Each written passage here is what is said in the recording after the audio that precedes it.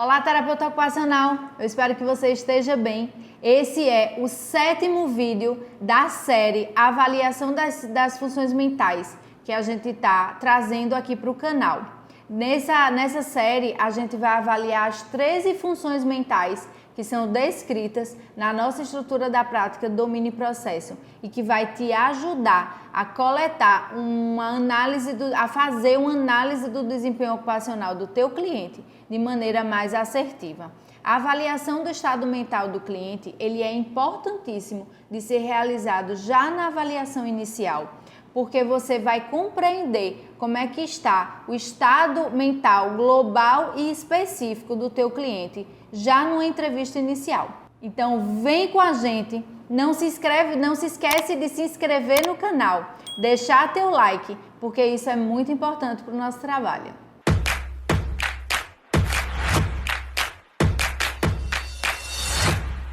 O tema de hoje é vontade e psicomotricidade. A gente acha que sabe de uma maneira mais geral, mais do senso comum, o que significa vontade, o que significa psicomotricidade. Mas assiste aqui o vídeo completo e no final tu deixa nos comentários se realmente tu sabia o que é vontade, certo? Então, a gente encontra autores que vão dar definições diferentes para vontade, mas de uma maneira geral, vontade significa isso aqui, ó. É a dimensão complexa da vida mental, relacionada intimamente com as esferas instintivas, afetivas e intelectivas. Nesse processo intelectivo, a gente vai ter habilidades como avaliar, julgar, analisar e decidir. Então, é uma esfera bastante complexa da nossa vida, da nossa existência, onde a gente vai precisar envolver elementos afetivos e no vídeo anterior dessa série a gente tratou de afetividade. Então, se você não assistiu, eu sugiro que você clique aqui nesse link depois que o vídeo terminar e vá assistir esse episódio onde a gente trata da afetividade. Certo? Então, o processo volitivo ou o processo de vontade, ele é um processo onde vai obedecer 4 etapas. Para a gente poder realizar o processo volitivo como um todo, a gente sempre perpassa por essas 4 etapas, sendo elas de maneira mais consciente, sendo elas de maneira mais automática. Compreendendo que vontade é uma ação voluntária. Tudo que a gente faz de maneira impulsiva ou compulsiva, e aí no final do vídeo eu vou dizer para vocês qual é a diferença entre impulsos e compulsões, a gente está fazendo uma ação volitiva, ou seja, uma ação voluntária, um processo de tomada de decisão. Isso é realmente o que significa vontade. Então, o primeiro elemento do processo volitivo ou o primeiro elemento do processo de tomada de decisão é a fase de intenção e propósito. Ou seja, aquela fase onde a gente vai ponderar as inclinações, os interesses, o que é que realmente eu quero fazer. A segunda fase é a fase de deliberação, ou seja, a ponderação consciente daquilo. Eu quero esse final de semana não simplesmente trabalhar, quero só tirar minha folga e sem pensar em trabalho, certo? E quais são os prós e os contras da gente tirar um final de semana inteiro sem pensar em trabalhar, sem pensar em estudar, sem pensar em ler nada? Os prós, eles superam os contras. Não, eu realmente estou muito cansada, estou precisando parar um pouco. Então, o pró superou o contra, a gente vai para a próxima fase, que é a fase da decisão. É aquele instante que demarca o começo da ação.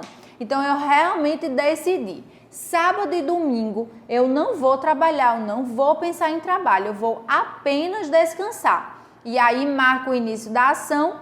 E aí, na quarta fase, a gente vai para a fase de execução daquele plano. Então, qual é a fase de execução? É anteceder um pouco, né? É realmente tentar terminar os projetos da semana até a sexta-feira. Uma outra exemplo, né, de coisas bem corriqueiras que a gente faz é, por exemplo, o lazer que a gente vai ter no final de semana. A gente passa a semana toda perpassando por essas etapas do processo volitivo para poder tomar uma decisão. Realmente no sábado eu vou querer ir para a praia, então vou me preparar durante a semana para que no sábado eu possa ter como ir para a praia. Se eu quiser uma companhia para ir para a praia, eu preciso ter dinheiro para ir para a praia, então vou passar por todas essas etapas para que no sábado eu possa entrar em ação do ponto de vista motor. E porque a fase de execução é aquela fase que demarca as ações motoras simples e complexas para que eu possa entrar em ação. Perceba que é um processo, realmente é um ciclo onde a gente vai perpassar para poder tomar decisões, certo? Alguns pacientes da nossa prática clínica, principalmente quem trabalha com saúde mental ou trabalha com pacientes mais crônicos, eles têm alterações importantes em alguma dessas fases do processo volitivo. A gente vai ter aquele paciente que ele não tem nenhuma ideia do que ele quer fazer, o dia a dia dele é muito esvaziado. A gente vai ter aquele paciente que vai ficar na fase da ponderação, então ele até sabe o que ele quer fazer, mas ele não consegue passar para outra fase e decidir para realmente colocar em ação. A gente vai ter aquele paciente que decidiu, ele sabe o que ele quer fazer, ele ponderou, ele decidiu, mas ele não consegue entrar em ação. Então, fazer o planejamento motor e executivo daquilo que ele quer fazer. Então, já entra aí uma outra função mental, que é a função executiva. É aquilo que organiza os meus atos motores, tá? Então, antes da execução, a gente vai ter todo esse processo de ação volitiva. E aí no começo do vídeo eu falei para vocês que algumas atitudes, elas podem ser impulsivas. Então o que é ações impulsivas? É aquela ação onde a gente parte. Eu, você e qualquer pessoa já tomamos ações impulsivas, tá certo? Então é aquela ação onde a gente parte da ideação direto para a execução. Eu estou gravando esse vídeo na semana da Black Friday. Então, vários de nós vamos tomar decisões impulsivas. Ver uma blusinha que nem estava precisando direito, mas estava na promoção Black Friday. Você não sabe nem saber Black Friday realmente. Mas vai da ideação direto para a ação. Olhei a blusinha Black Friday e passei o cartão.